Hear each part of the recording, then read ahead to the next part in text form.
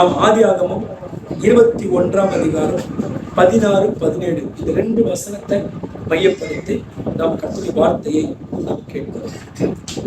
இந்த உலகத்துல பிறக்கிற ஒவ்வொரு மனிதனும் ஏதேதோ ஒரு காரியங்களுக்காக இந்த நிமிஷம் வரைக்கும் அழுது கொண்டுதான் இருக்கிறது. இது மாத்திரமல்ல, ஒரு குழந்தை இந்த உலகத்துல பிறக்கும் போது அழுது கொண்டே பிறக்கிறது. அப்படி அழுது கொண்டே பிறக்கிற பிள்ளைகள் வளர்ந்து ஆளாகி திருமணம் செய்து பெரியவர்களாகி அவர்கள் மறிக்கும் போது அழுது கொண்டே பிறந்த பிள்ளை வளர்ந்து ஆளாகி மறித்த போது நம்ம எல்லாரும் அழுது கொண்டே அந்த நபரை என்ன பண்றோம்? அப்படியானால் ஒரு மனுஷனுடைய வாழ்க்கை கண்ணீரிலே ஆரம்பித்து கண்ணீரிலே முடிகிறது. அப்படிதான் மனுஷனுடைய வாழ்க்கை அப்படிங்கிறது. அழுகிட்டே உலகத்துல பறக்குறோம், அழுகிட்டே உலகத்தை விட்டு கடக்கிறோம். யாரும் சிரிச்சுக்கிட்டு உலகத்துக்கு வருவோமா? இல்ல. சாகும் போது சிரிச்சுக்கிட்டே வழி அனுப்புறோமா? கிடையாது. ஒரு தாய் அழுது பிள்ளை பெற்றிருக்கிறார். அந்த பிள்ளையும் அழுது கொண்டே பிறக்கிறது. ஆனால் பிள்ளை வளர்ந்து ஆளாகி மறிக்கும் போது எல்லாரும் சூழ்ந்து உறவுகள், சொந்த பந்தங்கள் எல்லாரும் கூடி அழ கண்ணீரோடு வேதனையோடு அந்த நபரை இந்த உலகத்தை விட்டு என்ன பண்றோம்? நாம் அனுப்பி. அப்படியானால் இந்த உலகத்துல பிறக்கிற எல்லாருமே அழாமல் இருக்க வேண்டிய சூழ்நிலை நிச்சயமா இருக்கவே இருக்காது. ஏதாச்சும் ஒரு கட்டத்துல நம்ம அழ வேண்டிய ஒரு சூழ்நிலை ஏற்படுகிறது, துக்கப்பட வேண்டிய ஒரு நிலை ஏற்படுகிறது. இது நமக்கு மாத்திரமல்ல, நம்ம ஏழையா இருக்கிறோம், வசதி இல்லை, அதனால மாத்திரமல்ல, ஏழையா இருந்தாலும் சரி, பணக்காரனா இருந்தாலும் சரி, ஆட்சி அதிகாரத்தில் இருந்தாலும் சரி, அவர் உலகத்தையே ஆண்டாலும் சரி, யாரா இருந்தாலும் கண்ணீர் அழுகை என்பது எல்லாருக்கும் ஸ்தோத்திரிக்கணும் சொந்தமானது. இதற்கு விதிவிலக்கு யாருமே இந்த உலகத்துல கிடையவே கிடையாது. அப்போ இந்த பூமியில ஓட்டத்தை முடிக்கிற வரைக்கும் நாம் கண்ணீர் விட வேண்டிய அவசியம் கட்டாயம் நமக்கு வாழ்க்கையில இருக்கிறது என்பதை நாம் புரிந்து கொள்ள வேண்டும். சரி, அவர்களை பக்தியா வாழ்ந்தா, கடவுளை உண்மையா தேடனா, தாவீது சொல்றார் பைபிள்ல, தாவீது ஒரு நாளைக்கு 7 தரம் ஜெபிக்கிற ஒரு மனிதன், 7 தரம் கடவுளை துதிக்கிற ஒரு மனிதன், உபவாசிக்கிற மனிதன், வேதத்தை கை கொள்கிற ஒரு மனிதன், சரிங்களா, எப்போது கடவுளை பாடி துதி செய்கிற ஒரு மனிதன், ஜெபிக்கிற ஒரு மனிதன். ஆனா இவருடைய வாழ்க்கையில பாருங்க, கண்ணீர் வேதனை இருக்கத்தான் செய்கிறார். சங்கீதம் 6ஆம் அதிகாரம் 6வது வசனத்துல தாவீது சொல்கிறார், என் பெரும் மூச்சினால் நான் இளைத்து போனேன், ரா முழுவதும் என் கண்ணீரால் என் படுக்கையை மிகவும் ஈரமாக்கி என் கட்டிலை நான் நினைக்கிறேன். அப்போ பக்தியா வாழ்ந்தா கண்ணீர் விடக்கூடிய சூழ்நிலை ஏற்படாதா? பக்தியா வாழத்தான் பிரச்சனையா அதிகரிக்கும். ஆனால் கர்த்தர் கூட கிறிஸ்துவுக்குள் தேவ பக்தியாய் நடக்க மனதாயிருக்கிற யாவரும் துன்பப்படுவார்கள். ஆனா கர்த்தர் துன்பத்திலே அவங்கள உருவாக்கி, துன்பங்கள் நம்மை உருவாக்குமே தவிர அழித்துகிறார். நமக்கு துன்பங்கள் எதற்காக? நம்மளை உருவாக்க, நம்மளை தயாராக்க, நம்மளை இன்னும் பலசாலிகளாய் மாற்ற, கடவுள் எதிர்பார்க்கிற வண்ணமாய் நம்மளை ஒழுங்குபடுத்தானே தவிர நம்மளை அழிப்பதற்காக அல்ல, நம்மை தண்டிப்பதற்காக அல்ல. தாவீது சொல்லுகிறார் 1 சாமுவேல் 30:4ஆம் வசனத்துல தாவீது சொல்றாரு, தாவீதும் அவருடைய ஆட்களும் அழுவதற்கு சக்தி இல்லாத வரைக்கும் சத்தமிட்டு அழுதாங்களா? எது வரைக்கும் அழுதாங்களா? எது வரைக்கும் அழுதாங்க? சக்தியே இல்லை, சக்தி இல்லாத வரைக்கும் என்ன பண்ணாங்கன்னா அவங்க அழுதாங்க அப்படின்னு சொல்லி வேதம் சொல்லுங்க. அப்போ ஏன் தாவீது அழுதார்? மனைவி பிள்ளைகளை பிடிச்சி ஒரு இழப்பு, அந்த இழப்பு நிமித்தமா வேதம் சொல்லுது, தன்னுடைய பெறனெல்லாம் அற்று போகிற வரைக்கும் இனிமேல் என்னால சத்தமிட்டு அழ முடியாது என்று சொல்லுகிற அளவுக்கு தாவீதும் அவங்களோடு இருந்த ஆட்களும் சக்தி இல்லாத வரைக்கும், தன் சக்தி தன்னை விட்டு போகிற வரைக்கும் அழுதார்களா? கவனிக்கணும், பைபிள் சொல்லு, கவலை ஒரு மனிதனை ஒடுக்குமா.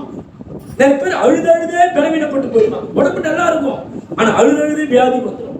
அப்ப கர்த்தருடைய பிள்ளைங்க அழக்கூடிய தருணங்கள் நம்முடைய வாழ்க்கையில ஏற்படும். அதுக்காக உட்கார்ந்து அழணுமா? இல்ல. அந்த அழுகை நேரத்துல அந்த சூழ்நிலைகளுக்கு மத்தியிலும் உறுதியா, திடமனதா, தைரியமா கடவுளோடு கூட நாம் நடக்க, பிரச்சனைகளை மேற்கொள்ளக்கூடிய யுக்திகளை நாம் ஆண்டவரத்தில் கேட்டு கற்றுக்கொள்ள, தினமனதா இருக்க பழகி கொள்ளணும். ஏன்? நீ சோர்ந்து போயிட்டா மாத்திரம் பிரச்சனை போயிடுமா? அப்போ பிரச்சனை நேரத்துல நாம் திடமானதா இருக்க நாம் பழகிக்கொள்ள அந்த உத்தியை கேட்கணும். அன்றே பிரச்சனைக்குரிய மத்தியில எப்படி திடமானதா இருக்கிறது, எப்படி தைரியமா இருக்கிறது, எப்படி உம்மோடு கூட நடக்கிறது, எப்படி சோர்ந்து போகாம இருக்கிறது, அந்த யுக்திகளை எனக்கு கற்றுத்தார ஆண்டவர் என்று சொல்லி நாம் கற்றுக்கொள்ள. சரி, இந்த இடத்துல ஆகார் என்ற ஒரு பெண்ணை குறித்து தான் நமக்கு வசனத்தை நம்ம படித்தோம். யார் இந்த ஆகார்? வேதம் சொல்லு, இவன் எகிப்து தேசத்தை சேர்ந்த ஒரு கருப்பின பெண். இவன் பார்வோனுடைய மகள் தான். எகிப்து நாட்டை ஆட்சி செய்த பார்வோன் என்கிற அரசனுடைய பிள்ளை தான் இந்த ஆகார். பார்வோனுக்கு 2 பிள்ளைகள் இருந்தார்கள். ஒரு பிள்ளையுடைய பெயர் சக்கீர். இவனுக்கு 12 வயது. இவன் ஒரு ஆண் பிள்ளை.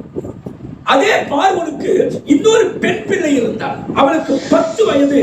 அவளுக்கு ஹக்கார் என்று, அதான் தமிழ் மொழியில் ஆகார் என்று எழுதப்பட்டிருக்கிறது. ஆனா அவள் பேர் வந்து ஹக்கார். கவனிக்கணும். இப்போ இந்த ஆகார் எப்படி ஆபிரகாமிடத்திலே வந்தான் அப்படின்னு சொன்னா, கானான் தேசத்தில் பஞ்சம் உண்டாயிற்று. ஆபிரகாமும் சாராலும் கானான் தேசத்திலே வாழ்ந்தவர்கள். கானான் தேசத்திலே பஞ்சம் ஏற்பட்டவர்களால அந்த பஞ்சத்தினுடைய பிழைப்புக்காக பக்கத்தில் இருக்கிற எகிப்து என்ற வல்லரசு நாடுகளுக்கு தன் மனைவி கூட்டிக் கொண்டு பயணம் செய்கிறார். அங்கே போகும்போது சாராளுடைய அழகை கண்டு, கவனிங்க, சாராளுக்கு அந்த நேரத்துல குறைஞ்சது ஒரு 70 வயசுல இருக்கும் அப்படின்னு நினைக்கிறேன். அந்த 70 வயசுலயும் சாரால் அழகா இருந்தா. எப்பவுமே நல்ல குணம் இருந்தா நம்முடைய முகத்தோற்றங்களுக்கு அழகு கொடுக்கும். மனசெல்லாம் கசப்பைய விஷத்தை வச்சுக்கிட்டு இருந்தா முகம் அழகா இருக்காது. ஆனால் நல்ல மனசு இருக்கிறவங்களுக்கு, நல்ல குணம் இருக்கிறவங்களுக்கு அவங்க முகத்திலே ஒரு பிரகாசத்தை கர்த்தர் உண்டாக்கி கொடுத்தார். அப்ப சாரால் கிட்டத்தட்ட ஒரு 70 சொத்திருக்கிற ஆண்டுகளுக்கு கீழே கூட இருக்கலாம். ஒரு 60 70 கூட ஆண்டுகள் இருக்கலாம். ஆனால் அப்பேற்பட்ட இந்த ஆகார் அழகுள்ளவனாய் இருக்கிறதை கண்டு பார்வோன் அவனை தனக்கு மனைவியாக்கி கொண்டு கூட்டிக் கொண்டு போய்விட்டான். ஆபிரகாம் மனைவி வீட்டுக்கு தவிக்கிறாரு. என்னை எதிர்த்து ஜெயிக்க முடியாத ராஜாவை. ஆனா போய் ஜெபம் பண்றான். இவனுக்கு எப்பவுமே ஜெபத்தை தயவு கூர்ந்து யாரும் அற்பமா நினைச்சிடாதீங்க. ஜெபம் பண்ணி எதுவுமே நடக்கலன்னு சொல்லி ஜெபத்தின் மீது சந்தேகப்படாது. நீங்க ஜெபிக்கிற ஒரே ஒரு நிமிஷம் ஜெபம் கூட உங்க வாழ்க்கையில மிகப்பெரிய அற்புதங்களை கொண்டு வரும், மிகப்பெரிய மாற்றங்களை கொண்டு வரும். இதுக்கு தீர்வே கிடைக்காது நினைப்பீங்க. ஆனா நீங்க ஜெபிக்கிற அந்த இமை பொழுது ஜெபிக்கிற அந்த ஜெபம் கூட ஒரு மிகப்பெரிய தீர்வை உங்க வாழ்க்கையில கொண்டு வரும். இப்ப ஆபிரகாம் சண்டையிட்டு மனைவியை காப்பாற்ற முடியாது. ஆபிரகாம் ஓரத்துல போய் ஜெபம் பண்ற, ஆண்டவரே என் மனைவி கூட்டிக்கிட்டு போயிட்டான், அவனை எதிர்த்து ஜெயிக்கிற அளவுக்கு எனக்கு பலன் இல்லை, என் மனைவி எனக்கு தாருன்னு சொல்லி இங்கே ஆபிரகாம் ஜெபிக்கிறான். ஆண்டவர் ஜெபத்தை கேட்டு அங்க ஃபைட் பண்ற. பார்வோன் படுத்து தூங்குறான். சொப்பனத்தில் ஆண்டு எச்சரிக்கிறான், பார்வோனே இன்னொருத்த மனைவி கூடுதல் வச்சிருக்கிறியா, அனுப்பு அவளை. அப்படி எச்சரித்த போது அந்த சொப்பனத்திலே எச்சரிக்கப்பட்டவனாய் உடனே ஆபிரகாமை கூப்பிட்டு, உன் மனைவி கூட்டிக்கிட்டு நீ ஓடிப்போ என்று சொல்லி அவன் மனைவியை அவன் தான் பண்ண ஆபிரகாம் இடத்துல கொடுத்து விட்டான். அது மட்டுமல்ல, இவன் மனைவியை கூட்டிக்கிட்டு வந்து இப்பேற்பட்ட ஒரு தவறான செயலை செய்ய முற்பட்டதுனால அந்த எகிப்து தேசத்தை பார்வோன் குடும்பத்தை வாதையினால கர்த்தர் அழிச்சு போட்டாராம். வாதையினாலே அந்த குடும்பங்களை சங்காரம் பண்ணினார். அப்ப என்னாச்சு? இந்த வாதை எப்படி ஸ்டாப் ஆகுறது? அவன் தெய்வத்தின் பேர்ல இருக்கிற நம்பிக்கையினால குடும்பத்துல ஒரு பிரச்சனை ஏற்பட்டால் யாராச்சும் ஒரு ஆட்கள் பலி கொடுக்கணும். யார பலி கொடுக்கிறான்? ஆம்பளை பிள்ளை நான் செத்து அவன் தான் ஆட்சிக்கு வரணும். அவன் பொம்பளை பிள்ளை சொன்னதானே இருக்க போறான். அவளை பலி கொடுத்தன்னு சொல்லி தான் பலி கொடுப்பதற்கு மனம் இல்லாமல் ஆபிரகாமை கூப்பிட்டு, அப்பா நீ ஊரை விட்டு போற, என் பொண்ணை கூட்டிட்டு போயிட்டு போற வயல எங்காச்சும் அவளை பலி கொடுத்துட்டு போயிடு என்று சொல்லி ஆகாரை பிடித்து ஆபிரகாம் கையிலே கொடுத்து, நீ புறப்பட்டு போ இங்கே இருந்து என்று சொல்லி விரட்டி விடுகிறார். பாருங்க, ஜெபம் எவ்வளவு பெரிய மாற்றத்தை உண்டாகுது பாருங்க. சண்டை போட்டு ஜெயிக்க முடியாத காரியத்தை ஜெபம் சாதனை கொண்டு வரும். பேசி தீர்க்க முடியாத விஷயங்களை ஜெபம் தீர்த்து வைக்கும். அவரை போய் சண்டை போட்டாரா? ஜெபம் பண்ணாரு, சண்டை போடல, ஆனா தீர்வு கிடைச்சது. அப்போ சண்டை போடாம ஒரு காரியத்தில் தீர்வு வேணும்னு சொன்னா ஜெபம் தான் அந்த தீர்வை. வாய் பேசி நியாயத்தை எடுத்து சொல்லி ஒரு காரியத்திற்கு தீர்வை கொண்டு வர நம்மால் முடியாது. ஆனால் ஜெபித்தால் ஆண்டவர் ஸ்தோத்திரிக்கிறோம், சூப்பரா அந்த இடத்துல மாற்றங்களை கொண்டு வருவார். பாருங்க, பார்வோன் உள்ளத்துல கர்த்தர் பேசுறார். அப்ப ஜெபம் எதிரிகள் உள்ளத்துல கிரியை செய்யும், பட்சிக்கிறவங்க உள்ளத்துல ஜெபம் கிரியை செய்யும். நம்ம கிட்ட இருக்கிற காரியங்களை சுரண்டி எடுக்கணும்னு நினைக்கிறான் பாருங்க, அவனுடைய உள்ளத்துல ஜெபமானது ஊடுருவி பாயக்கூடிய அளவுக்கு அது வல்லமை பெறுது. அதனால எந்த நிலைமைய நீங்க தோல்வியில விழுந்து கிடந்தாலும் ஒரே ஒரு ஆயுதம் தான் நமக்கு இருக்கிறது.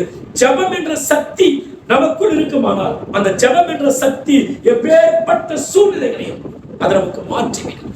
அதைத்தான் ஆபிரகாமுடைய வாழ்க்கையில நாம் கற்றுக்கொள்கிறோம். ஆகார் என்ன பண்ணாச்சுன்னா ஆபிரகாம் கூட்டிக் கொண்டு வருகிறார். அப்படி கூட்டிக் கொண்டு வரும்போது அவனுக்கு 10 வயது. ஆகாருக்கு எத்தனை வயசுங்க? ஆகாருக்கு 10 வயது. கவனிங்க, அந்த 10 வயதிலே கூட்டிக் கொண்டு வருகிறான். கூட்டிக் கொண்டு வந்து இப்போது 10 வருஷம் ஆகார் ஆபிரகாம் வீட்டிலே அடிமையாக வேலை செய்கிறார். இப்ப ஆபிரகாமுக்கு 85 வயது, ஆகாருக்கு 20 வயது. இப்ப ரொம்ப நாள் குழந்தை இல்லை. உடனே சாரா சொல்றா, இவ்வளவு நாளா ட்ரை பண்ணி பார்த்தோம், பொறுத்திருந்து பார்த்தோம், காத்திருந்து பார்த்தோம், குழந்தை வர மாதிரி தெரியல. ஆனா ஒண்ணு பண்ணலாம், ஒரு பெண்ணை கொண்டு வந்து இருக்கிறோம், பெண்ணை பெறக்கூடிய அளவுக்கு பலனோடு இருக்கிறான், இவரிடத்துல நீ என்ன பண்ண, திருமணம் பண்ணிக்க, ஒரு குழந்தை கொடுப்பாரு, இது வழியாக நம்முடைய சந்ததி பெருகும், இதைத்தான் கருத்து சொன்னார் போலன்னு சொல்லி இவன் நினைச்சுக்கிட்டு ஆகாரை கூப்பிட்டு என் புருஷனை கல்யாணம் பண்ணிக்கணும் என்று சொன்ன போது அடிமையா இருக்கிறதுனால ஒன்னும் சொல்ல முடியாது. கட்டிக்கிறேன்னு சொல்லி அவர் ஆபிரகாமை திருமணம் செய்து கொள்கிறார். ஆபிரகாம் அந்த 20 வயது பெண்ணை திருமணம் செய்து கொள்கிறார். இப்படி திருமணம் செய்து கொண்ட போது சாராளுக்கு குறைஞ்சது பாத்தீங்கன்னா ஒரு 74 வயதுக்குள்ள இருக்கும். பைபிள் சொல்லு சாராரை திருமணம் செய்து கொண்டே ஆகாரை திருமணம் செய்து கொண்டே இந்த ஆகார் அதுக்கு திருமணம் பண்ற முன்னாடி வரைக்கும் சாராளுக்கு கட்டுப்பட்டு வாழ்ந்தார், அடங்கி வாழ்ந்தார். ஒரு 74 வயசு கேள்விக்கு ஒரு 20 வயசு பொண்ணு அடங்கி இருக்கிறா பாருங்களேன். இன்னைக்கு இருக்கிற பெண்களுக்கு ஒரு தாய்க்கு அடங்கி போற சுபாவம் இருக்குதா யோசித்து பாருங்க. ஒரு ஊழியக்காரனுக்கு அடங்கி போற சுபாவம் இருக்கா யோசித்து பாருங்க. ஒரு அப்பா அம்மாவுக்கு அடங்கி போற சுபாவம் இருக்கா யோசிச்சு பாருங்க. கிடையாது. ஆனால் ஒரு 74 வயது கிழவிக்கு 20 வயசு வாலிப பெண், அதுவும் பார்வனுடைய பொண்ணு, அரசாவுடைய ரத்தம் உள்ள ஓடிக்கிட்டு இருக்குது, ராஜாவுடைய ரத்தம் உள்ள ஓடிக்கிட்டு இருக்கு. அப்பேற்பட்ட இவள் என்ன பண்றா, அந்த சாராளுக்கு அந்த முதிர்ந்த வயதிலும் அடங்கி நடக்கிறார். எப்பவுமே நம்ம அடங்கி நடக்கிறது வாழ்க்கையில் நம்ம உயர்த்தும். யாரெல்லாம் தாழ்மையா விட்டு கொடுத்து அடங்கி போறோமோ அப்படி அடங்கி போறவங்களை ஆண்டவர் ஏற்ற காலத்துல என்ன பண்ணுவார்னா நம்மளை உயர்த்தி நம்மளை மேன்மைப்படுத்த ஆரம்பிப்பார். கவனிக்கணும். இப்போ இவளுக்கு குழந்தை பிறந்து விட்டது.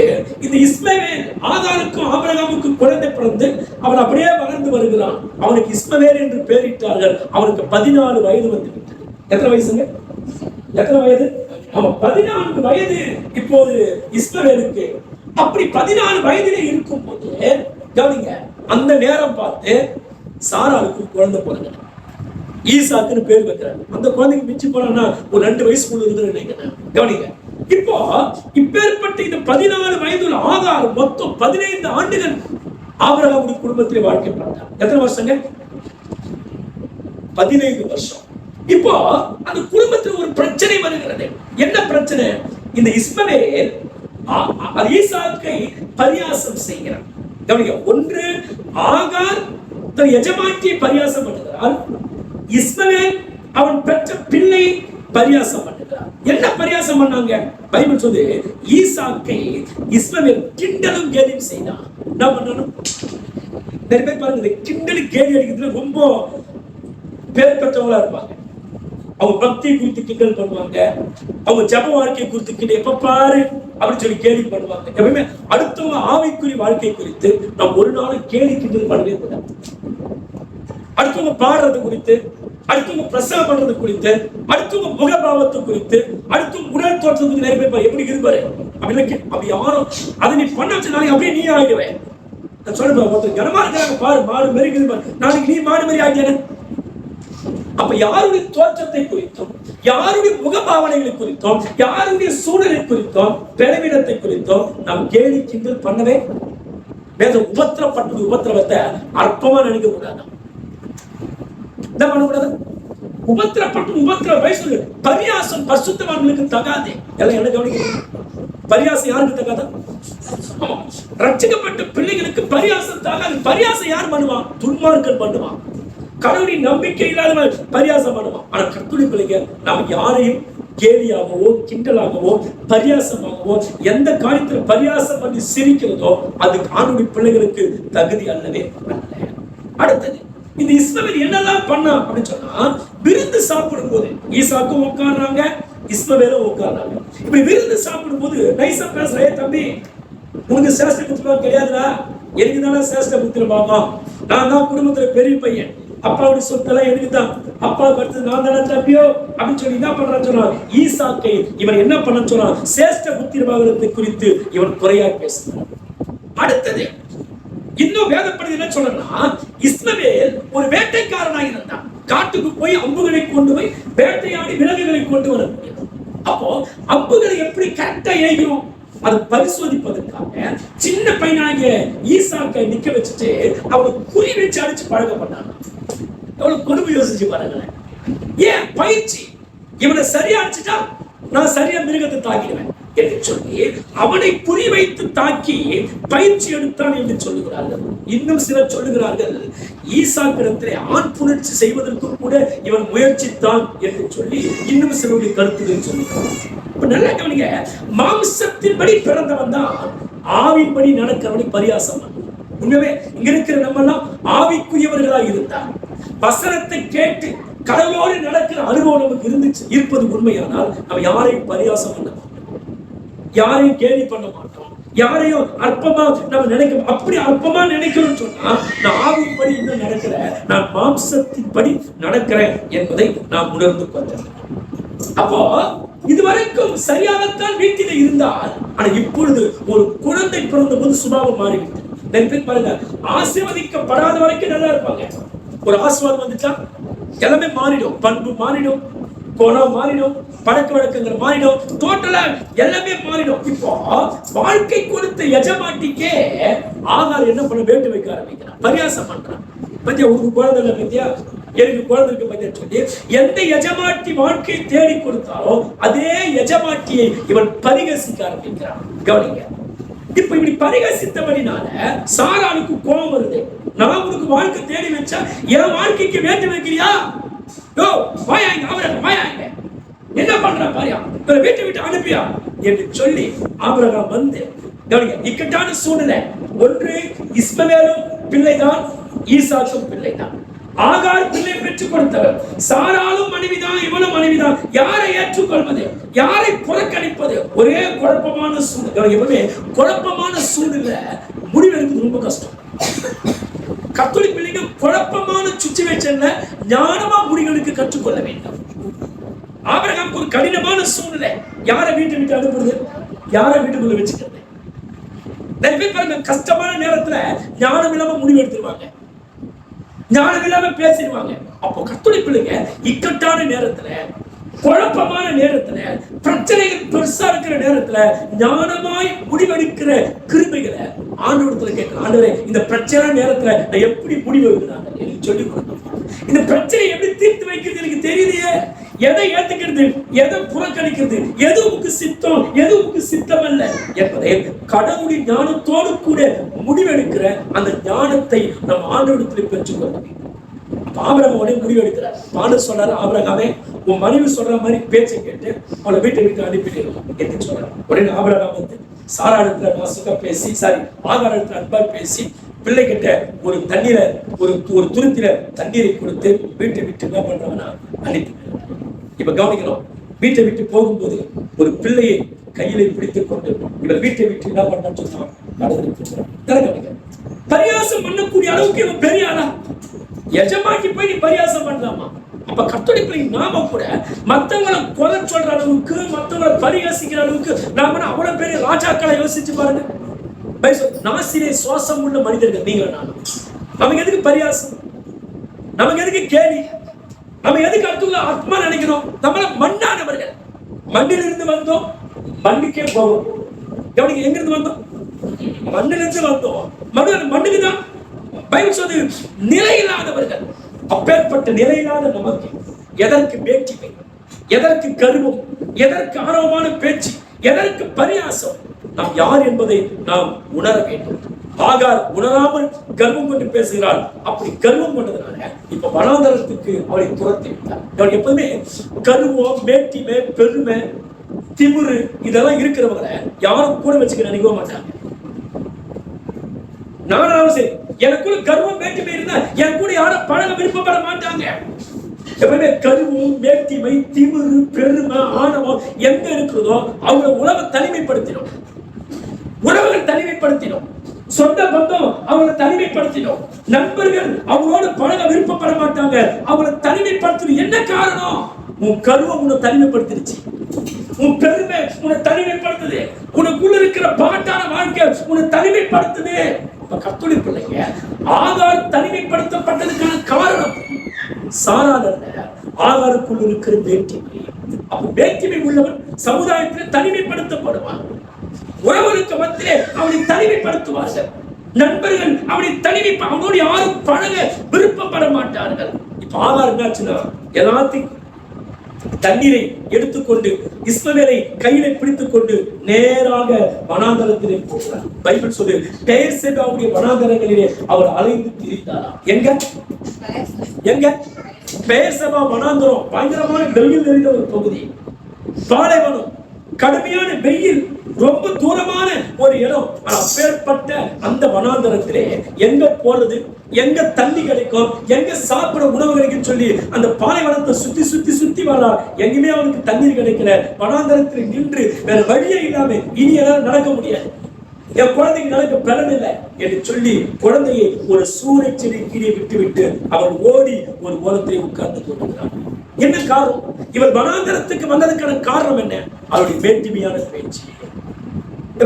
நமக்குள்ள இருக்கிற கர்வம் நம்மளை விட்டு நீங்க வேண்டுமானால் சத்தியத்தின் வழியாக ஆண்டு நீக்க நினைக்கிறார். ஆனா சத்தியத்தை கேட்டோ சில விஷயங்களுக்குள்ள நம்ம மாறல நினைக்கும் போது அவனை கர்த்தர் வனாந்தரத்துல கொண்டு வந்து வச்சு அவனை சீர்படுத்த கர்த்தர் நினைக்கிறான். சில யோசிப்போம், நான் ஏன் இன்னும் வனாந்தரத்துல இருக்கிறேன்? என் வனாந்தர வாழ்க்கை மாறலையே. வனாந்தரத்துல ஒண்ணுமே இருக்காது. வனாந்தரம் என்றால் என்ன? யாருடைய உதவியுமே இல்லாம நிக்கிற பாருங்க, அதான் வனாந்தரம். யாரும் ஒத்தாசை செய்யவே ஆள் இல்லாம நிக்கிறமே, அதுதான் வனாந்தரம். தேடி போனாலும் விலகி போதே, அதுதான் வனாந்தர அனுபவம். அப்பேற்பட்ட வனாந்தரத்துல யாரும் இல்லாம தனிமையா இருக்கிறோமே, அதுதான் வனாந்தர அனுபவம். அந்த வனாந்தரத்துக்கு ஏன் வரோம்? என்ன நோக்கம்? நம்முடைய கர்மங்கள், நம்முடைய வேற்றுமை, அவநம்பிக்கை, எனக்குள்ள இருக்கிற எல்லாம் என்னை விட்டு போக வேண்டுமானால் ஆண்டவர் வனாந்தரத்திலே கொண்டு வந்து வச்சுதான் ஆண்டவர் அவனுக்குள்ள இருக்கிற கர்மத்தை, வேற்றுமையை, திமிர எல்லாவற்றையும் எடுத்து. அப்ப வனாந்தரம் என்பது நம்மளை அழிக்காத, நம்மளை சீர்படுத்த. ஒரு செய்தி கேட்கிற நீங்க கூட, நான் இந்த நேரத்துல வனாந்தரத்தில் நான் நின்று கொண்டிருக்கிறேன். யாருடைய உதவியும் எனக்கும் இல்லை, யாரும் சொத்து எனக்கு உதவி செய்வார் இல்லை. நான் வனாந்தரத்தில் இருக்கிற யோசி. ஏன்? உன்னை தண்டிக்காத, உன்னை பழித்திருக்காத, உன்னை சீர்படுத்துவதற்காக, உன்னை பொன்னாய் புடமிட வைக்கிறதற்காக, உன்னை அழகுபடுத்தி எப்போது தன் அருகாமையிலே உன்னை பிரியமாய் வைத்துக் கொள்ளத்தான் ஆண்டவர் வனாந்தரத்திலே கொண்டு வந்து நம்மளை வச்சு வனாந்தரத்திலே நம்மை பக்குவப்படுத்துகிறார், வனாந்தரத்திலே நம்மை சீர்படுத்துகிறார். அப்ப வனாந்தரம் என்பது அழிக்கல்ல, வனாந்தரம் என்பது நம்மை சீர்படுத்துகிறார். வனாந்தரத்துல வரலன்னா நீங்க சீர்பட முடியாது. வனாந்தரம் என்பது நீங்கள் விரும்பாத ஒரு இடம் தான் வனாந்தரம். வனாந்தரம் என்பது நீங்கள் விரும்பாத ஒரு வாழ்க்கை தான் வனாந்தரம். எல்லாரும் நமக்கு தூரமா இருக்கிறதே, அதுதான் வனாந்தர வாழ்க்கை. ஏன் அந்த வனாந்தரத்துக்கு கொண்டு வருகிறார்? என்னை பக்குவப்படுத்த, என்னை சீர்படுத்த, என்னை அழகாய் மாற்ற, என்னை புடமிட, எனக்குள்ள இருக்கிற கழிவுகளை நீக்கி என்னை பொன்னாய் விளங்க பண்ணத்தான் ஆண்டவர் வனாந்தரத்திலே என்ன பண்றார்னா நம்மை கொண்டு வருகிறார். எது வரைக்கும் வனாந்தரத்துல? எனக்குள்ள இருக்கிற வேற்றுமை என்னை விட்டு போற வரைக்கும் என்னை ஆண்டு வனாந்தரத்தில் விட்டு வைப்பார். நான் கர்த்தரே உலகம் எனக்கு மாய, கர்த்தர் தாண்டா அந்த எண்ணம் வர வரைக்கும் நம்மை வனாந்தரத்தில் ஆண்டு விட்டு வைப்பார். அப்ப வனாந்தரம் மாற வேண்டுமானால் கர்த்தர் தான் எண்ணம் வரும்போது வனாந்தரம் மாறிடும்.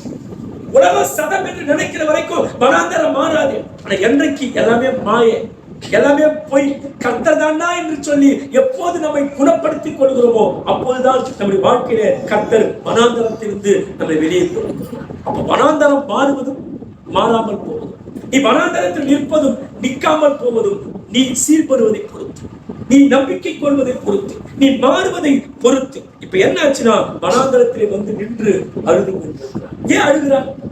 ஒரு பக்கம் பிரிவு, புருஷன் அனுப்பி வச்சுட்டாரு, தனியா நின்றுகிட்டு இருக்கா. கவனிங்க, இப்போது அடிப்படை தேவைகள் கூட கிடையாது. ஏன்னா வனாந்தரத்துல என்ன கிடைக்கும்? சாப்பாடு கிடைக்காது.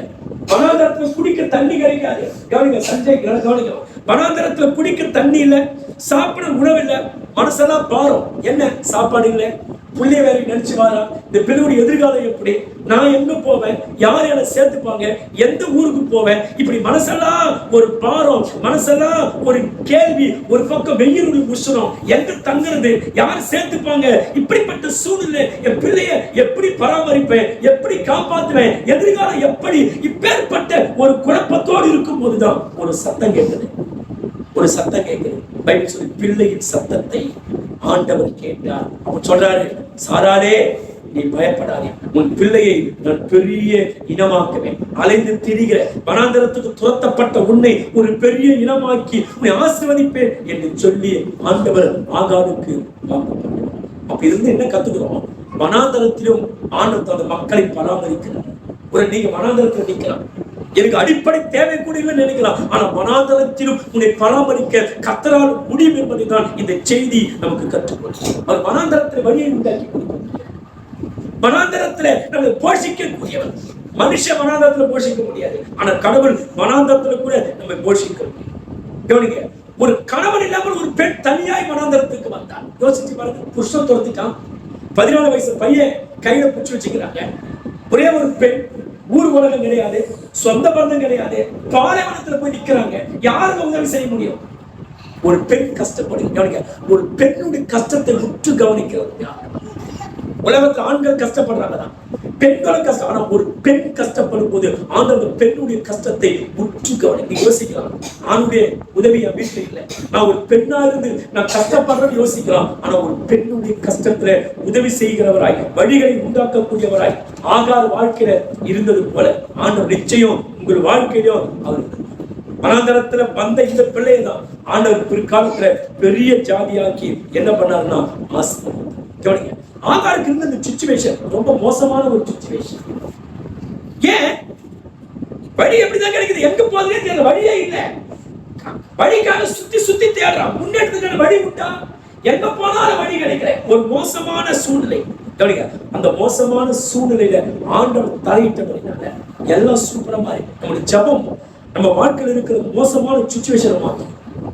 நீங்க நினைக்கலாம், நான் மோசமான கட்டத்துல இருக்கிறேன், நான் மோசமான நிலைமையில என் குடும்பம் போய்கிட்டு இருக்கு, ஆனா நீங்க பண்ற ஜபம் உங்க மோசமான வாழ்க்கையில ஒரு வழியை கொண்டு. ஆனா எப்போதுமே ஜபத்தில் நம்பிக்கை, அந்த நீங்க பண்ற அந்த சில நிமிட ஜபங்கள் உங்க மோசமான வாழ்க்கைக்கு ஒரு அடித்தளத்தை உண்டாக்கும். இது மாத்திரமல்ல, ஆண்டு என்ன தெரியப்படுத்துகிறார்? துன்பப்படுகிற, கைவிடப்பட்ட, புறக்கணிக்கப்பட்ட, உன் கூட உன் அருகாமையில யாரும் இல்லாமல் போனாலும் எப்போதும் உன் அருகாமையில நான் இருக்கிறேன்றத ஆண்டவருக்கு கர்த்தர் காமிக்கலாம். நம்முடைய வாழ்க்கையில கூட எனக்கு யாரும் இல்லை, எல்லாம் துரத்திட்டாங்க, நான் ஒண்டி கட்டியா நிக்கிறேன், ஆனா பைபிள் சொல்லு நம்ம தனியா இருக்கான்னு விடுவதில்லை, எப்போதும் நம்ம அருகாமையிலே கர்த்தர் கூட. இன்னும் என்ன காரியத்தை தெரிவது சத்தியம்?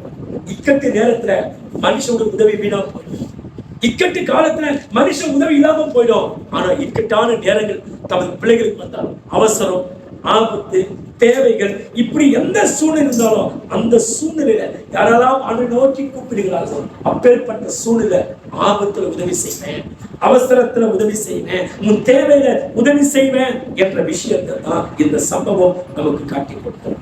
ஒரு பாட்டு பாட்டேன், மனுஷரை கட்டி இருக்கும் அன்பின் ஆண்டவரே, அன்பின் கயிறுகளா எடுத்து கொள்பவரே. சரணம். எப்ராஹிமே உன்னை அப்படி கைவிடுவேன், இஸ்ரவேலே உன்னை அப்படி ஒப்பு கொடுத்தேன், எப்ராஹிமே உன்னை எப்படி கைவிடுவேன், இஸ்ரவேலே உன்னை எப்படி ஒப்பு கொடுப்பேன். அப்போ ஆண்டவர் என்ன தெரியப்படுத்துறார்? துன்பத்தின் மத்தியில தேவைகளை பூர்த்தி செய்கிறவராய் ஆண்டவர் ஆகாருக்கு தனிக்கார். இது ஆகாருக்கு மாத்திரமல்ல, அவரை நம்புகிற, அவரை நோக்கி ஜெபிக்கிற எல்லாருடைய வாழ்க்கையிலும் இக்கட்டில, தேவையில நம்முடைய தேவைகளை பூர்த்தி செய்கிறவராய் ஆண்டவர் நம்மோடு கூட இருக்கிறார் என்பதை இந்த சம்பவம் நமக்கு காண்பிக்கிறது. இப்போ ஆகார் பிள்ளைக்காக அழுகிறார், ஆனால் அழுதலை தவிர அந்த பிள்ளைக்காக எந்த உதவி இவரால் செய்ய முடியல. கவனிக்கும், ஆகாருக்கு பிள்ளை மேல் பாசம் உண்டுதான், பிள்ளைக்காக உதவி செய்ய தவிக்கிறார், ஏதாச்சும் ஒரு நல்லது என் பிள்ளைக்கு நடத்துறதான்னு சொல்லி அக்கறையோடு தவிக்கிறார், ஆனா ஒண்ணுமே முடியல. ஆனா கவனிங்க, ஆனா இப்படி ஸ்தோத்திரிக்க தவித்தாலும் ஒரு தாயுடைய அன்பை காட்டிலும் ஆண்டவர் அதிகமாய் அன்பு வைத்தபடினால இப்போது ஆகாரால் செய்ய முடியாத காரியத்தை கர்த்தர் இறங்கி வந்து அந்த இடத்துல ஒரு துறவி உண்டாக்கி அந்த இடத்துல என்ன பண்ணா அவன் தாகத்தை ஆண்டவர் தீர்த்து. இந்த வயசுல ஒரு ஸ்திரீயானவன் தன்னுடைய பிள்ளைக்கு, தான் பெத்த பிள்ளைக்கு அவர் இறங்காமல் போவானா? எந்த தாய் ஒரு பிள்ளைக்கு இறங்காமல் போவான்? ஒரு வேலை அவளே இறங்காமல் போனான். நான் தாயாக தகப்பனாக இருக்கிற நான் உன்னை மறப்பேனோ என்று சொல்லி ஆண்டவர் நமக்கு வாக்கு கொடுக்கிறார். அப்ப கவனிங்க, சொத்திருக்கிறோம். இப்போ தாய் பிள்ளை விட்டு விட்டு தூரம் போய்விட்டார். ஏன்னா பிள்ளை சாக பழகி கிடைக்குது. இப்படி சாவத நான் பார்க்க மாட்டேன் அப்படின்னு சொல்லிட்டு இவன் தூரத்திலே உட்கார்ந்து அழுகிறான். தாய் தன்னை விட்டு போய்விட்டாளே என்று சொல்லி ஒரு பக்கம் 14 வயசு பல்ல எழுப்ப முடியாம, உட்கார முடியாம, பலவீனமாய் உட்கார்ந்துகிட்டு அவன் அழுது கொண்டிருக்கிறான். சாக வேண்டிய தருவாயில அப்படியே அந்த மரத்தடிவுடைய நேரல அவன் அழுது கொண்டிருக்கிறான். பைபிள் சொல்லு, ஆண்டவன் இந்த பிள்ளையின் சத்தத்தை கேட்டான். உடம்புல பலன் இல்லை, சத்தம் போல வார்த்தை வரல, எப்படி அழுதுருப்பான்? உள்ளத்துக்குள்ளவே நொறுங்கி கிடந்தான். அவன் உள்ளம் செபிக்கிறது, பெரிய சத்தம் வரல, உள்ளம் உடையுது. எங்க அம்மா என்னை விட்டு போயிட்டாங்களே, எனக்கு ஒண்ணுமே இல்லையே, நான் வனாந்தரத்துல வந்து சாவா எங்க அம்மா என்ன கூட்டிட்டு வந்தாங்க, ஆபத்துல என்னை விட்டு போயிட்டாங்கன்னு சொல்லி ஆகாருடைய பிள்ளையுடைய உள்ள மாத்திரம் குமுறுது, உள்ள மாத்திரம் நொறுக்குது, உள்ள மாத்திரம் சஞ்சலப்படுகிறது. சத்தம் வெளியே வரல, ஆனா உள்ளத்தின் குமுறலை கர்த்தர் கேட்டார். உள்ளம் நொறுங்கி நீங்க கண்ணீர் விட்டு பாருங்க, அது கூட சூப்பரான ஜெபம். வாயில வார்த்தை வந்தாதான் ஜெபம் இல்ல, உள்ளம் உடைந்து உள்ளம் நொறுங்கி. நடக்கும் போதே உள்ளம் நொறுங்கும். நான் சேர்த்துல வாகனத்துல போனாலே அப்படியே அழுதுகிட்டே போவேன், உள்ளமெல்லாம் உடையும், சாப்பிட்டே இருப்பேன், கண்ணீர் வடிக்கும், உள்ளமெல்லாம் உடைஞ்சு அழுவ சில காரியங்கள். ஆனால் நம்ம சத்தமாய் ஜெபிக்கிற ஜெபத்தை மாத்திரமல்ல, உள்ளம் உடைந்து உள்ளுக்குள்ளவே கலங்கி நொறுங்குண்டு போகிறோமே, அந்த நொறுங்குதலை கூட கர்த்தர் ஜெபமாய் எடுத்துக் கொள்கிறார். என்ன பண்றாங்க? எனவே நல்ல குணம் உள்ளவர்கள் ஆபத்தில் உதவி செய்வாங்க, தேவையில உதவி செய்வாங்க, அவசரத்துல உதவி செய்வாங்க. எப்பவுமே நல்ல குணம் உள்ளவங்களையும் நல்ல குணம் இல்லாதவங்களையும் நீங்கள் அடையாளம் கண்டுபிடித்து வாழ வேண்டும். அந்த பகுத்தறிவு நமக்கு வேணும், அந்த ஞானம் நமக்கு வேணும். பாருங்க, ஆண்டவர் நல்ல குணம் உள்ளவராக இருந்தபடியால் தான் ஆகாருடைய ஆபத்திலே உதவி செய்தார். அப்ப நல்ல குணம் உள்ளவங்களை எப்ப பார்க்கலாம்? ஆபத்துல பார்க்கலாம், கஷ்டத்துல பார்க்கலாம், தேவையில்லை சஞ்சலப்பட்டு கிடக்கிறாயே அப்ப பார்க்கலாம். ஒன்று அடிப்படை தேவையை நம்ம நொறுக்கி கிடக்கிற பாரு, அந்த நேரத்துல தான் நல்ல குணம் உள்ளவங்களை நம்மளால பார்ப்போம். கத்துடிப்பீங்க, நல்ல குணம் உள்ளவங்க யாரு, நல்ல குணம் இல்லாதவங்க யாருன்றத பகுத்தறிந்து பழக ஆரம்பிங்க. எல்லாருமே நம்பிடாதீங்க. நல்ல குணம் உள்ளவர்கள் கஷ்டத்துல உதவி செய்வாங்க, ஆனா நல்ல குணம் இல்லாதவங்க சோதரிக்கிறோம் எல்லா நேரத்திலும் பேசுவாங்க, ஆனா கஷ்டத்துல கைவிரிப்பாங்க. ஆகார் பாருங்க, ஆபத்திலே உதவி செய்தார். பைபிள் சொல்லி ஸ்தோத்திரிக்கிறோம், ஆகாரை சுற்றிலும் யாரும் இல்லை, நல்ல குணமுள்ள மனிதர்கள் யாருமே கிடையாது. ஆனா நல்ல தேவன் நல்ல குணமுள்ளவராய் ஆகாரோடு.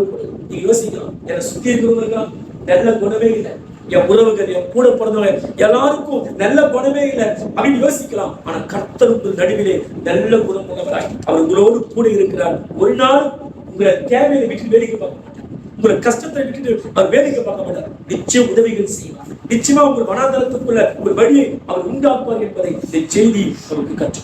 ஒரே ஒரு காரணம் வந்து சொல்லி ஆகார் எதற்காக அழுதார்? பிள்ளை சாக விரும்புவதை அவர் விரும்பாமல் அழுதார். இதே போலதான் எப்படி ஆகார் தன் பிள்ளை சாவதை விரும்பாமல் அழுதாலும், அதே போல இந்த உலகத்துல இயேசு கிறிஸ்து இல்லாமல், இயேசு என்ற ஜீவன் தண்ணீர் இல்லாமல் இந்த உலகத்துல எத்தனை பேர் செத்துக்கிட்டு இருக்கிறாங்க. ஒரு சுத்தி இருக்கிற மக்கள் இயேசுவை அறியாமல் செத்துக்கிட்டு இருக்காங்க. உங்க உறவுகள் எத்தனையோ சொந்த பந்தங்கள் இயேசு அறியாமல் செத்துக்கிட்டு இருக்காங்க. அவங்க சாவை நாம் விரும்பக்கூடாது. எப்படி ஆகார் தன் பிள்ளை சாவதை விரும்பாமல் அழுதாலும், அதே போலத்தான் நாமளும் இந்த உலகம் இயேசு அறியாமல் சாவதை விரும்பக்கூடாது. அவங்களுக்காக கண்ணீர் வடிக்கும். சத்த பின்னாடி அழுவாங்க, சத்த பின்னாடி அழுது என்ன பண்ண போறேன்? யோசித்து பாருங்க, ஒரு நபர் செத்து போயிட்டாரு, நீ அழுது என்ன பண்ண போற? ஒரு யோசனை கிடையாது. ஆனா உயிரோடு இருக்கும்போது ஆண்டவரை ரட்சிக்கப்பட்டோம், மனம் திரும்பணும், சபைக்கு வரணும், நித்திய ஜீவனை பெற்றுக் கொள்ளணும், அதுக்காக அழுங்க. செத்த பின்பு அழுது எந்த போஜனம் கிடையாது. எப்பவுமே அடுத்தவங்க ரட்சிப்பு குறித்து கவலை இல்லாம இருக்கக்கூடாது. எனக்கு என்ன, எவனாச்சும் சபைக்கு வந்தாங்கன்னா ரட்சிக்கப்பட்டாங்க அப்படி மற்றவங்க ரட்சிப்பை குறித்து அலட்சியமாகவோ கவனக்குறைவாகவோ நாம் இருக்கக்கூடாது. அப்படி இருந்தா அது மிகப்பெரிய தண்டனைக்குரிய குற்றம். இதான் சொல்றேன். இப்போ உங்களை யாரோ ஒருத்தர் ரட்சிக்கப்படல, நீ ரட்சிக்கப்பட்டா இருக்குன்னா சபைக்கு வந்தா என்ன அப்படின்னு சொல்லி கவலையாச்சு இருக்க கூடாது. அப்படி கவலை இல்லாமல் எனக்கு என்ன என்று இருப்பது பைபிள் சொல்லுது அது தண்டனைக்குரிய மிகப்பெரிய குற்றம். அது இரக்கமற்ற இதயத்தின் அடையாளம். கர்த்தருடைய பிள்ளைங்க நாம் அப்படி இருக்கக்கூடாது. இந்த உலகத்துல ஒவ்வொரு மனிதனும் இயேசுவின் ரத்தத்தால் கழுவப்பட்டுதான் சாதனம். இயேசுவின் ரத்தத்தால் தன் ஆடைகளை சுத்திகரிக்காம, தன் உள்ளான இருதயத்தை வசனத்தால் சுத்திகரிக்காம எந்த ஒரு மனிதன் இந்த உலகத்துல மறிக்கிறான் அவனுக்கு விண்ணுலகத்துல இடம் கிடையாது, அவனுக்கு பரலோகத்துல இடம் கிடையாது, அவனுக்கு தேவ மகிமையில அவனுக்கு இடம் கிடையாது. அவனுக்கு உண்டான இடம் நித்திய நரகம் தான். யோசித்து பாருங்க, நம்முடைய சொந்தங்கள், நம்ம ரத்த சம்பந்தப்பட்ட உறவுகள், நமக்கு சதையும் மாம்சமானவர்கள் எத்தனையோ பேர் இன்னைக்கு இயேசு இல்லாமல் மறித்துக் கொண்டிருக்கிறார். அவங்க அழிவை பற்றி ஒரு நிமிஷம் யோசிச்சு பாருங்க. நம்ம குடும்பத்துல நம்ம ரத்த சம்பந்தப்பட்ட உறவுகள், நம்ம ரத்த சம்பந்தப்பட்ட கணவன், நம்ம ரத்த சம்பந்தப்பட்ட உடன்பிறப்புகள் எத்தனை பேர் இயேசு இல்லாமல் மறிக்கிறார்கள். ஒருவேளை நம்ம குடும்பத்துல கிறிஸ்து இல்லாமல் ஒரு நபர் மறிக்கிறாங்கன்னா அது எவ்வளவு வேதனையாக யோசித்து பாருங்க. ஒரு நிமிஷம் யோசித்து பாருங்க. ஒரு நிமிஷம் நேரம் கொடுக்குறது கொஞ்சம் கற்பனை பண்ணி பாருங்க. இயேசு இல்லாமல் ஒரு மனுஷன் இப்ப வாழ்கிற வாழ்க்கை முறையோடு ஒருத்தர் செத்தான வச்சுங்க, நம்ம குடும்பத்திலேயோ நம்ம கூட பிறந்தவங்களோ நம்முடைய நண்பர்களோ யாரோ ஒரு இப்ப வாழ்ந்து கொண்டிருக்கிற அந்த நம்பிக்கைப்படி, அந்த ஸ்தோத்திரிக்கிறோம் எண்ணத்தின்படி, வாழ்க்கை முறைப்படி இப்ப ஒருத்தர் மறிச்சாங்கன்னா அவங்க போகக்கூடிய இடம் எதுவா இருக்கும்? நித்திய ஜீவனுக்கா, பரலோக வாழ்க்கைக்கா, இல்ல நித்திய நரகத்துக்கா? அதனால நம்ம யாருக்காக கண்ணீர் விட்டு ஜெபிக்கிறோமோ அந்த ஜெபம் நிச்சயமா ஒரு நாள் மாற்றத்துக்கு. அதனால கண்ணீர் வடிக்கிற நம்பிக்கையோடு கண்ணீர் சொல்ற, நம்பிக்கை இல்லாமல் கண்ணீர் வடிக்காதீங்க, நம்பிக்கையோடு கண்ணீர். எல்லா கண்ணீருக்கும் பதில் கிடைக்காது. நிறைய பேர் நம்பிக்கையே இல்லாம அவிசுவாசத்துல கண்ணீர் விட்டுருவாங்க, சோர்ந்து போய் விரக்தியில கண்ணீர் விடுவாங்க. அந்த கண்ணீருக்கு ஒரு போது, ஆனா நம்பிக்கையோடு கண்ணீர் வடிக்கிறவனுக்கு அவன் கண்ணீருக்கு நிச்சயமாய் பலன். கண்ணீருக்கு நிச்சயமாய் தான் உண்டு, நிச்சயமாய் பலன். ஆனா கர்த்தருடைய பிள்ளைகளே, நீங்க இருக்கிற இடத்துல எப்பேற்பட்ட ஆளா இருந்தாலும் அவங்களுக்காக நம்பிக்கையோடு கண்ணீர் வடிக்க, நம்பிக்கையோடு ஜெபிக்க. நிச்சயம் ஒரு நாள் ஆண்டவர் அந்த நம்பிக்கையின் கண்ணீருக்கு நிச்சயமாய் அவர் பதிலுக்கும். இந்த செய்தியுடைய நோக்கம் என்ன தெரியுமா? எதற்காக கண்ணீர் வடிக்கும்? ஆகார் தன் பிள்ளை சாகக்கூடாது என்று கண்ணீர் வடித்தார். அதே போல் நாமும் கூட என் குடும்பத்துல இயேசு அறியாமல் யாரும் சாகக்கூடாது, என் கூட பிறந்தவங்க இயேசு அறியாமல் செத்து விடக்கூடாது, இயேசு ரத்தத்தால் கழுவப்படாம, ஞானஸ்தானம் பண்ணப்படாம, திருவிருந்து என்கிற உடன்படிக்கைக்குள் வராம, ஆண்டவருடைய சத்தியத்தால் கழுவப்படாம ஒரு நபர் மறித்து விடக் கூடாது. தயவுசெய்து அதுக்காக அழுங்க, ஒரு சுயலாபத்துக்காக அழாதீங்க. எனக்கு இது அதுன்னு சொல்லி அழாதீங்க. மோசே தன் ஜனங்களுக்காக அழுதார். ஆபிரகாம் சோதோம் குமரம் பட்டணத்துல என் சகோதரன் அழியக்கூடாதுன்னு சொல்லி அழுதார். எரேமியா என் ஜனங்களுடைய சூழலுக்காக எரேமியா கண்ணீர் வடித்தார். அதே போல நீங்களும் நானும் கூட சுயலாபத்துக்காக அழாம, இஸ்ரவேல் ஜனங்க உணவுக்காக அழுதாங்களே அது மாதிரி அழாம, அழிந்து போற மக்களுக்காக, இயேசு இல்லாமல் இந்த உலகம் செத்து கொண்டிருக்கிறது, என் உறவுகள்ல, என் சொந்த பந்தங்கள்ல எத்தனை பேர் இயேசு இல்லாமல் செத்து நரகத்துக்கு போய்கிட்டு இருக்காங்க, அது போன்ற மக்களுக்காக நீங்கள் கண்ணீர் வடியுங்கள். ஆனா செய்தி ஒரு தலைப்பு கொடுத்தேன், எதற்காக அழுகிறாய்? மோசே ஆத்துமாக்களுக்கு அழுதாரே அது போல அழுகிறாயா? இஸ்ரவேல் மக்கள் சொத்துக்காக அழுதாங்களே, உணவு இல்லை, கறி இல்லை, மீன் இல்லை, அதுக்காக அழுதாங்களே அது மாதிரி அழுகிறோம். எதற்காக அழுகிறோம் என்பதை நாம் கேள்வி கேட்கிறோம். அழிந்து போற மக்களுக்காக அழுங்க. நிச்சயமா ஒரு கண்ணீர் ஒருவர் ரட்சிக்கும், ஒரு கண்ணீர் நம்பிக்கையோடு விடுகிற கண்ணீர் ஒருவரை மாற்றும், நம்பிக்கையோடு விடுகிற கண்ணீரின் ஜபம் ஒருத்தரை சீர்படுத்தும், ஒருத்தர் ஒழுங்குபடுத்தும். அதனால நீங்க கண்ணீர் விடுங்க, நம்பிக்கையோடு கண்ணீர் அழுது ஜபம் பண்ணுங்க, நம்பிக்கையோடு அழுது ஜபம் பண்ணுங்க. நம்பிக்கை எல்லாம் வாழாதீங்க, அதுக்கு பலனே கிடைக்காது. எல்லாம் கூட நற்பெல்லாம் நம் செய்திக்கலாம். செய்தி தலைப்பு என்ன? எதற்காக ஆகார் எதுக்காக அழுதாங்க? பிள்ளை செத்துருமோ, அப்ப நாம எதுக்காக அழணும்? இயேசு இல்லாம என் குடும்பத்தில் செத்துவாங்களா? அப்படி அழணுங்க. ரட்சிப்பு உண்டாகிற வரைக்கும் ஆகார் பாருங்க, ஆண்டவருடைய சத்தம் கேட்கிற வரைக்கும் அழுதா. ஆண்டவர் அந்த வனாந்தரத்துல ஒரு தொடர்பை உண்டாக்கி தண்ணீரை பெற்றுக்கொள்கிற வரைக்கும் ஆகார் அழுதார். நான் சொல்றேன், உங்க குடும்பத்துல ரட்சிப்பு உண்டாகிற வரைக்கும் அழுங்க. ஒரு நாள் ஜெபம் பண்ணி பார்த்தங்க, ஒண்ணுமே நடக்கல. இது நம்பிக்கை இல்லைன்னு அர்த்தம். நம்பிக்கை உள்ளவன் தன் ஜெபத்தை நிறுத்த மாட்டான். நம்பிக்கை உள்ளவன் தொடர்ந்து பயணம் செய்வான். நம்பிக்கை எங்க ஜெபம் பண்ணி பார்த்த, எல்லாம் செஞ்சு பார்த்தோம், ஒண்ணுமே நடக்கல. இது நம்பிக்கை இல்லை. நம்பிக்கையோடு செய்ய குடும்பத்தார் ஜீவ தண்ணீராகி இயேசுவை அறியாமல் செத்துவிடக் கூடாது என்று கண்ணீர் வடிங்க. என் கணவன், என் பிள்ளைங்க, என் உறவுகள், என் கூட பிறந்தவங்க, என்னை சுத்தி அன்பாய் பழக என் நண்பர்கள் இயேசு என்கிற ஜீவ தண்ணீர் இல்லாமல் செத்துக்கிட்டு இருக்காங்க. ஆண்டவரே, அவங்க சாக கூடாது. ஜீவ தண்ணீராகி உண்மை பருகாமல் அவங்க சாக கூடாது ஆண்டவரே. அது போன்ற ஜபமாய் உங்க ஜபம் இருக்கட்டும். ஆத்துமா, யாக்கோபு என்னை ஆசீர்வதிக்கிற வரைக்கும் நான் ஜபத்தை நிறுத்த மாட்டேன்னு சொல்லி சொல்லுவாங்க. அப்படி ஒரு வைராக்கியமா சொல்லுவாங்க. ஆண்டவரே, என்னை ஆசீர்வதிக்கிற வரைக்கும், என் வனாந்தர வாழ்க்கைக்கு ஒரு தீர்வை உண்டாக்குற வரைக்கும், ஒரு வழியை திறந்து கொடுக்கிற வரைக்கும், அடைக்கப்பட்ட வாசலை திறக்கிற வரைக்கும், நான் ஜபிக்கிற மக்களை ரட்சிக்கிற வரைக்கும் என் ஜபத்துக்கு நான் ஓய்வு கொடுக்க மாட்டேன்னு சொல்லி கண்ணீர் வடிங்க, கதறுங்க. அப்படி வைராக்கியமா ஜபிங்க. அந்த ஜபத்தை ஆண்டவர் கொடுத்து எதிர்பார்க்கிறார். நீங்க இந்த மாதிரி ஜபிக்க மாட்டீங்களான்னு சொல்லி ஆண்டவர் உங்களுக்கு முன்னாடி காத்து இருக்கிறார். கொஞ்சம் நேரத்தை நீட்டுகிறார். யாக்கோப ஜபிக்க ஆரம்பிக்கும் போது ஆண்டவர் ஆசீர்வதிச்சிருக்கலாம். ஆனால் இப்பேற்பட்ட நன்மை பெற்றுக்கொள்ள அளவுக்கு அவர்கிட்ட ஜபத்தை எதிர்பார்த்தார். நிறைய பேருக்கு பிரச்சனை பெருசா இருக்கும், ஆனா ஜபம் பாரு ஒண்ணுமே இருக்காது. பிரச்சனை இருக்கக்கூடிய அளவுக்கு உங்களுக்கு ஜபம் இருக்குதா? யோசிச்சு பாரு. உன் பிரச்சனை தீரக்கூடிய அளவுக்கு உங்ககிட்ட விசுவாசம் வெளிப்படுதா? பிரச்சனை பெருசு, ஆனா ஜபம் கம்மி. எப்படி? இது என்ன நியாயம்? அடுப்புல அரிசி போட்டாச்சு, சொத்திரிக்கிறோம், விறகு வச்சாச்சு, பாத்திரத்துல அரிசியெல்லாம் போட்டாச்சு. ஆனா அது வேகணும் சொன்னா ஒரே ஒரு விறகு தூரமா வச்சு எரிய போட்டா அது போல பிரச்சனை பெருசா, ஜபத்தை பெருசாக, கஷ்டம் அதிகமா இருக்குதா, உன் விசுவாசத்தை அதிகமாக்க, வசனத்தை அதிகமா சொல்லி ஜபம் பண்ணேன். பிரச்சனை பெருசா வச்சுக்கிட்டு தவறோண்டு ஜபம், கொஞ்சோண்டு விசுவாசம், அப்படி அல்ல. ஏதாச்சும் விசுவாசம் உள்ளனா இருந்து இந்த மலையை பார்த்து சமுத்திரத்தை தள்ளுண்டு போனா அது தள்ளுண்டு போகும். தேவைப்படுகிறேன், நீ அழுகிற அழுகைக்கு அர்த்தம் இருக்கட்டும். அர்த்தம் இல்லாமல் அழாதே. மற்றவங்களுக்காக அழக்கூடாதுன்னு சொல்ல வர, ஆனா அதை காட்டிடும் கடவுளை அறியாமல் மறிக்கிற மக்களுக்காக கண்ணீர் வடி. ஒரு நிமிஷம் உங்களை சுத்தி இருக்கிற மக்களை யோசிப்பார். கூட பழகிற அன்பான மக்களை யோசித்து பாருங்க. ஏன் உங்களுடைய புருஷனை யோசித்து பாருங்க. உங்க ரத்த சம்பந்தப்பட்ட பிள்ளைகளை புருஷனை யோசிச்சு பாருங்க. ஒரு இன்றைக்கு அவன் ஜீவன் எடுபட்டு போன நாளைக்கு அவங்க நிலைமை என்ன என்று யோசிச்சு உன் ஜப வாழ்க்கை எப்படி இருக்கு? ரட்சிக்கக்கூடிய அளவுக்கு ஜப வாழ்க்கை இருக்குதா? அப்படிப்பட்ட ஜபத்தை ஏறெடுக்கலாம். அர்த்தமான அழுகை இருக்கு.